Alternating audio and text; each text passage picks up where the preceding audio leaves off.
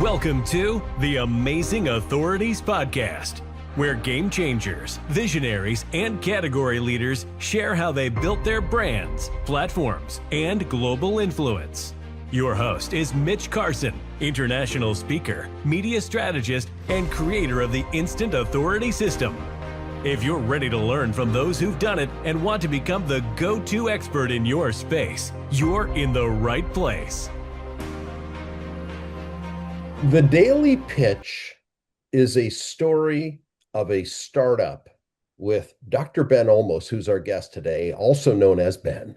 He looks like a friendly man because he is. We've had a good conversation before starting this interview today, and he's going to take us through his journey of being an author, starting a media company, being a consultant, and being successful in packaged goods. All sorts of good information is going to be shared during this call. Ben, welcome to the show, the amazing authority that you are. Thank you, Mitch. I appreciate it. It's great to be here. How did you end up writing a book? I like to hear that author journey. Absolutely. So, I think like a lot of authors, it's something that you dream about doing for a long time. You kick ideas around in your head. And, I thought about it. It's actually in the intro of my book. I thought about it for a little bit. And, I initially thought about telling my story of kind of becoming and getting into business. I'm Dr. Ben Olmos now, but there was a time that nobody expected that to ever happen. Okay. I like to say in school, I passed all my classes on the way to my car and wasn't necessarily a stellar student. In fact, I didn't even go to college until into my early 20s. Didn't even bother. I went to worked a lot of very laborious jobs, and I finally got a break working for Coca-Cola, very low-level job, earning $5.50 an hour. And really, that's kind of lit the fuse on my rocket and, kind of took it from there. Went to school, got my undergrad, got my MBA, eventually my PhD. And in that time, I also started being an adjunct professor while I was, working in the CPG industry. And what I realized is that, there's probably a lot of people out there who self-doubt, who aren't confident in what they know, or think that somehow these people are special who rise to these levels where, in my past, I worked with customers like McDonald's and Disney, Walmart, some of the biggest companies in around the world. And what I wanted to do was kind of take all what I learned in my business career, all that I've learned in academia, and really boil it down to some common things that I've come across throughout my career. And what I ended up doing was focusing on 10 topics to help managers, leaders, and entrepreneurs get better at what they do. That's kind of the title of the book. And the idea is to really focus on these topics and not, like some books draw from a lot of personal experience and a lot of kind of self-reflection, their own personal knowledge. And I wanted to do that, but I also wanted to blend it with researched information as well. So at the end of every one of these chapters, you'll find all of the references that I went through to kind of put the chapter together, whether it was guests that I've had on my podcast or research papers that I dug up and, brought into the context of the chapter. I got a question. Yeah. I knew what it is, but just for the listeners, you very quickly said CPG. Is that consumer packaged goods? Consumer packaged goods, yes. Yeah, okay. So I just wanted to explain the acronym so people... No, thank you for that. Yeah. And you also have your own podcast. Tell us about this. I do. So about 3 years ago, I decided to start a media company. I call my company Dist Media. Dist because, it's an old slang word for disrespected. And, I always said that, I always read a lot of business articles from journalists who might not know a lot about business. So I'm going to be a business person who doesn't know anything about journalism. And hence Dist Media is the name of the company. But when I started the company, I thought to myself, wouldn't it be fun to chronicle this thing from the very beginning? Because a lot of times, when we hear success stories and we hear Colonel Sanders, he kicked a lot of ideas around for the longest time before KFC took off, or we hear about Sam Walton and the struggles that he had building up Walmart. And wow, it'd be great if I ended up being like the next Walmart or Colonel Sanders. But absent that, I thought let's go ahead and chronicle this thing from the very beginning. And we're either going to crash and burn, and people are going to learn something, or we'll make something of it and people will learn what not to do and do it better themselves. So that's how the podcast kind of started. The first couple of years we did like 10 episodes a year, but really over the last 6, 7 months now, we've been putting out an episode at least once a week. We're kind of wrapping up to two a week now. So, but it's a labor of love. That's kind of what brought it together. Well, and you also take it a little bit further than most podcast hosts, I have found. You have a jump the line system where people can invest, but that helps them and it helps you. But you embrace YouTube, you create YouTube shorts, you syndicate across all the various media channels, and you add advertising. Tell us Yeah. about that. That is great. So your focus, your push, your emphasis is for YouTube to grow. And that seems to be the growth area is the video component. How much do you invest in that effort? Yeah. So, a lot of this has been kind of new. So one Hmm. of again, I've mentioned this is a labor of love. I Hmm. started Disc Media with $5,000 of my own money, kind of blew through that. And, we haven't really made a profit. And I know this is going to sound terrible coming from a business professor, but I really haven't focused on profit, primarily because I've been learning and building and investing time, energy, and effort in kind of establishing what the media company is. But When it that's comes to the, let me intersect there. Now, I'm just yeah, go simply ahead. an MBA. I don't have a PhD, but That's okay. yeah, I've been accused of saying, "Hey, more bad advice." But I would differ with your statement that it hasn't been profitable. It hasn't been profitable yet, but there's also something called the back end, where you Yeah. may be interviewing people who will hire you for your consulting services, similar to what I do. I don't make money. I don't charge my podcast. After talking to you and several other people, I think I'm going to add and implement jump the line system, advertise it, and that way there's a mutual benefit. And it might bring in a higher level of guest. I don't know. I mean, do you get much pushback from You paying? know, so here's the thing. I make it completely optional. It's not a required thing, and it's something that's just kind of launched. But the folks who have been engaging lately, and I have a Google form that people fill out, and one of the questions I ask is if you're interested, and haven't really, I don't do the hard sell about Right. it. However, here's the thing that I try to get people to understand. First of all, I've got 30 years of contacts in my personal LinkedIn world, if you will. And in addition to that, I've been focusing 3 years on tapping into managers, leaders, and entrepreneurs, like people who are in this business space. And then on top of that, I've been interviewing people, podcasting with people who are experts in their own space. So if that's your audience that you're trying to reach, I'm cultivating that audience and I can help you reach them if those are the people that you're trying to get in touch with. So that is really, the sell there is that. Now, I offer kind of different levels of engagement, if you will. So, because of the volume of activity that I've gotten and the things that I got to keep up with, I'm kind of, I started out doing 7 video shorts. So, we do the long form interview. I put that out. I put some ad dollars, my own ad dollars against that on YouTube to kind of get in, boost up my subs. That's really what I'm focusing on. I want to hit 100,000 subs by the end of 2026. You want that commemoration. Yes. Yeah, that's I say it, keep repeating it over and over.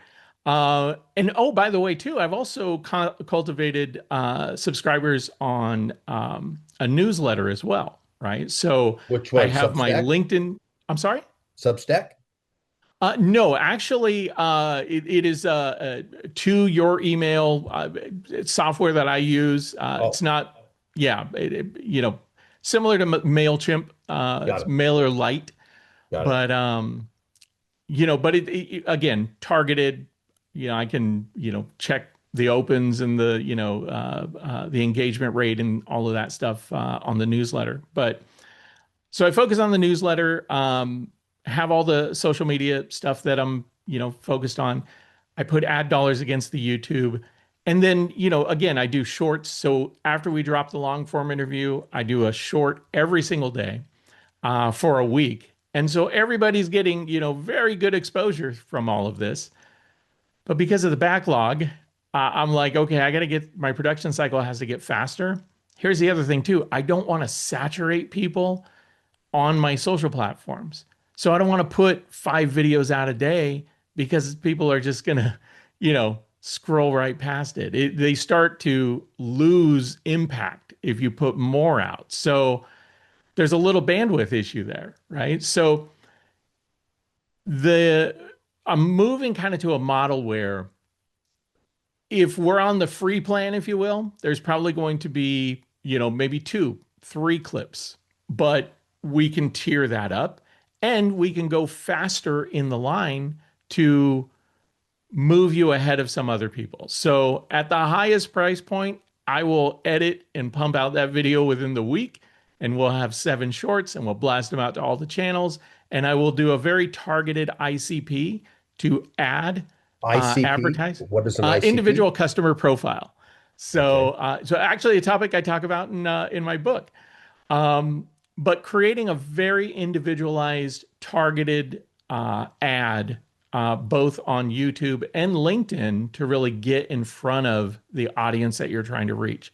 So you tap into my audience, and then the other thing too, whenever my guest has their own YouTube channel, and some of them have, we try to do collaborations on our video because then that way we cross pollinate our audiences together. Let me interject right there. How do you Yeah. get around the duplication process? Because if I create a YouTube short, I'm interviewing you today. How do you post my YouTube short on your channel? That's duplicate content, and they'll negate it. So when I do a short, I'm cutting that short through the software that I have, and usually the shorts are the things that I push out there. Now, Mhm. YouTube will allow you to collaborate on a video, which basically means that you share the audience off of the same video. So even though it gets posted on my channel, your followers become aware of it, even though it's hosted somewhere else. No, what, okay. Maybe I didn't But ask as the far question. as like if I were to take my video and then I give you a copy of it and then you post it on your platform as well, I would probably not encourage that for the They won't reasons that allow it. you're saying. That they won't allow it. So I just want to be clear so when the listeners are getting accurate information. Yes. So Now, for I will example, say, I'll yeah, I create will say, these Mitch, interviews. at that highest price point, the other thing that I do is I will give you the raw interview. So I will give you both tracks, yours and mine, and then Mhm. you can cut it up however you like, make your own shorts out of it, put it through your own distribution channels. But that's another thing that I offer, and that's something I won't do, for any of the lesser. Because I've had people actually ask me, can I get the interview when we're done? And in the past, I would just hand it out, and lately I started thinking like, well, those are kind of my assets, They are your you assets. know, and there's some value to it. And, again, having sunk the money in that I have right now, the other work that I do outside of this stuff Mhm. is really kind of my bread and butter. So this really is, like I said, it's a labor of love. I love doing it. I enjoy it. I'm not doing this because this is my the next way that I imagine I'm going to finance my lifestyle. Okay. Well, that's good. So, I mean, you're ticking all the boxes. Have you thought about sponsors with your podcast? I have thought about sponsors. As a matter of fact, for the online publication, the Daily Pitch, Mhm. I've had a couple sponsors engage me, and I've had actually um, the gentleman by the name of Chris Hallberg, who is a management consultant. He has a um, software program called Go Expand. I actually have an affiliate opportunity with him, so I do run his ad on my website regularly.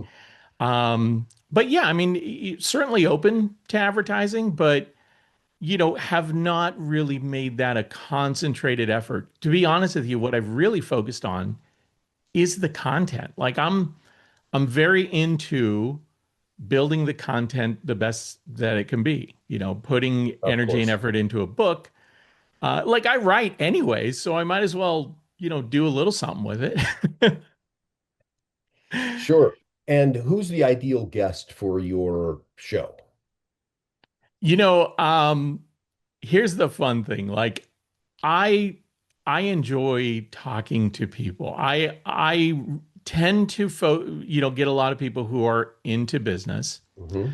but I love conversation. And one of the things that I'm going to be doing soon with the podcast is having more of a panel kind of a show Mm. that we explore topics. I think learning comes from discussion.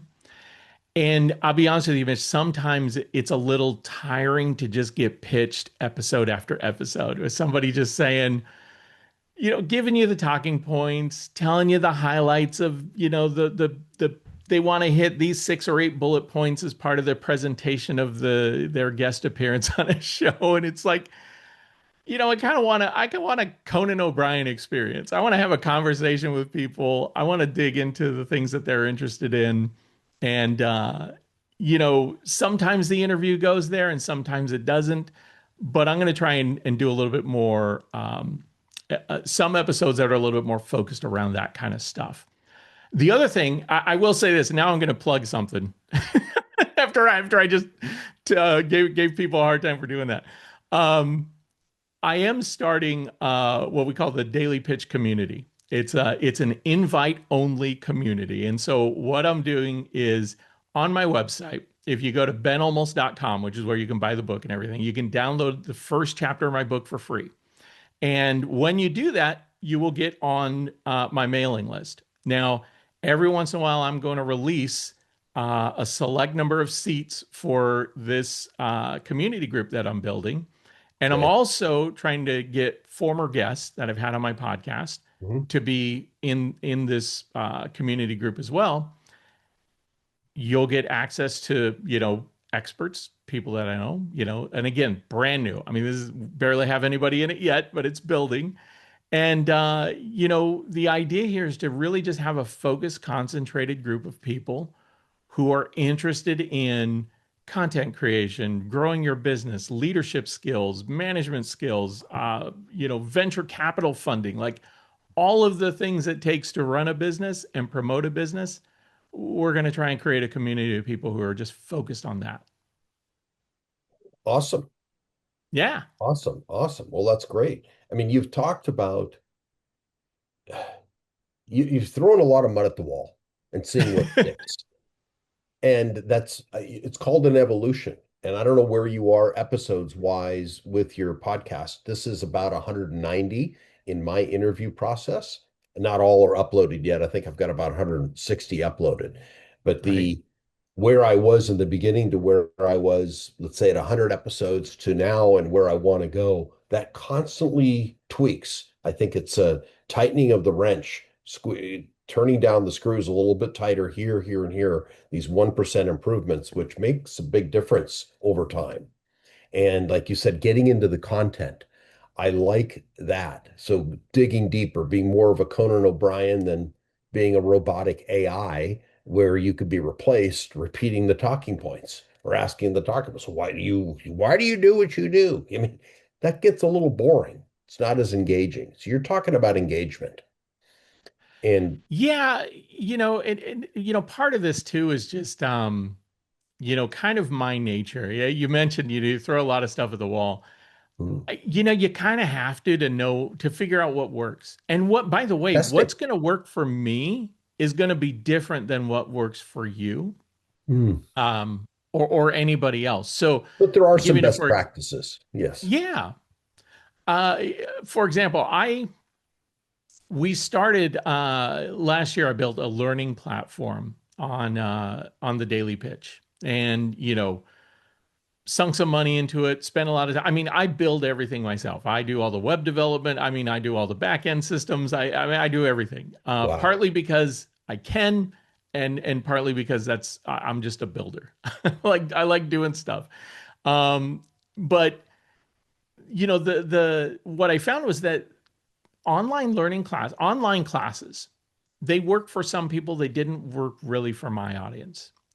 People didn't really care, and it's not that they don't want to learn, but they want to be engaged learners. They want to be social learners. They don't want a structured classroom, read this and quiz on that kind of learning. That's not where their headspace is. And so, I did it, put some money against it. It failed miserably, and we abandoned it. And that's why we're switching over to this community platform, because I think it's just going to be a better thing. And who knows? Hopefully, it doesn't tank like the other thing did. But if so, we'll figure something else out. Well, and it's called testing. You've got Yeah. to test. A good marketer tests and constantly improves and tests against the control. And if what you're doing is there and it works right now, well, okay, it may not. You've got to evolve. And for example, the podcast host journey has changed from in its inception was strictly audio. And then you talked a lot about, rightly so, where the trend is going is video podcasting, which used to be called a Yeah. video blog more, but now it is YouTube is huge for podcasters. I wonder if it'll That surpass Spotify and iTunes at some point. That and I don't think so. Here's the interesting thing about podcasts, especially podcasts on YouTube. So a lot of people may not sit in one place for the longer form interview. They Mhm. are more likely going to get introduced to your podcast through clips. So if Yes, you're just shorts. putting Yeah. the long form out there, it's probably not going to get picked up very much. But once you start pumping the clips out there and putting them on TikTok and putting them on Instagram and even on LinkedIn, and getting people used to snippets of the most interesting parts of your conversation, eventually they decide to come on in for a little bit. And sometimes they stay, and other times they just dip in for a couple episodes. But that's kind of the thing. It's a little bit like wine. So I used to work for Coca-Cola, and I've worked in the wine industry. Coca-Cola is all about brand loyalty. Like, Mm. people rarely leave their soda brand. Wine, completely different. Everybody tries. Nobody has a go-to thing they go to every single time they buy wine. They always like to try a little something different from a little different place. And, the loyalty is not as strong to the individual product, but it is strong to kind of the individual, maybe the grape, varietal a little bit stronger. Like, people will say, I like a Pinot versus a Cabernet versus a Merlot, and they'll kind of stick to The that category space, more. but not necessarily to a brand. So, yeah, I mean, there's lessons the CPG industry teaches you about this kind of stuff. Consumer packaged goods industry. Yes. Yes, sorry. Yeah, I keep shortening it. Well, no, it's just for people who aren't familiar with it. Yeah, and acronyms. I mean, when you're in your own unique niche and the vocabulary that some people may not follow, but yeah, consumer packaged goods. Yes. And how has that changed? Does your podcast cover consumer packaged goods? It does not. So I tend to focus on entrepreneurs, emerging businesses, new products that are coming out. And now it doesn't highlight any of the industry work that I do. And I purposely do that because um, there's a lot of relationships I have that I want to kind of preserve those things in their space, right? Sure. this is my opportunity to break beyond that normal world that I spent a lot of time in, and kind of dabble and get into things and meet people that do different kind of work in different industries. So for me, this is all about exploration and learning from people beyond that space. Now, I have had some people on who are in that consumer packaged goods world, or even do lending. Had somebody on my podcast who lends money in the consumer product space world to businesses up and coming, because that industry introduces kind of a unique need when it comes to financing and converting. Your cash to conversion cycles tend to be a little bit longer because of that industry. Mhm. But again, we don't focus on any specific product. It's not like we're talking about General Mills or anything like that. Okay, cool. So where do people get in touch with you? Is it benolmos.com? Yes, check out my website, benolmos.com. You'll learn a lot about me there, but you can also check out the Daily Pitch, which is our online business publication. That's kind of where I put a lot of the new episodes and podcasts. Have not written any hard articles lately because I've put so much energy into the book, but Got it. some articles are going to be coming back up soon. Yeah, we're already thinking about book two and what that's going to look like. That's smart. Being an author, and I want to share this because I think it's important, and you probably will agree. Writing one book is a big feat. That's a big feat. Being a multi-book author is really impressive, because once writing book two is a lot easier than book one. Writing Yeah, book and two and three. I will say this now, which I had a little bit of I had a little bit of a this is kind of weird for me. Book one was not as hard because I had to do a dissertation. Ah, Because I had to do a peer-reviewed paper to get my PhD. That was a lot harder than my first book. But it is still no small task. And I admire anybody who puts time, energy, and effort into this. It is a brave thing to do to do your first book. And you birthed a once child. you get past that, it gets so much easier, and you start to I think you start to look at the world a little differently, and the task about it a little differently as well. Great. Well, Ben, thank you so much for your time today. Been an awesome guest. You dispensed great nuggets, and I'd love to have you back in the future.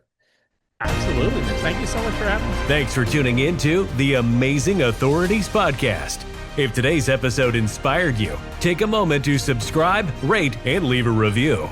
It helps more experts like you rise to the top. For behind-the-scenes access and free resources to boost your authority, head to mitchcarson.com. Until next time, stay amazing.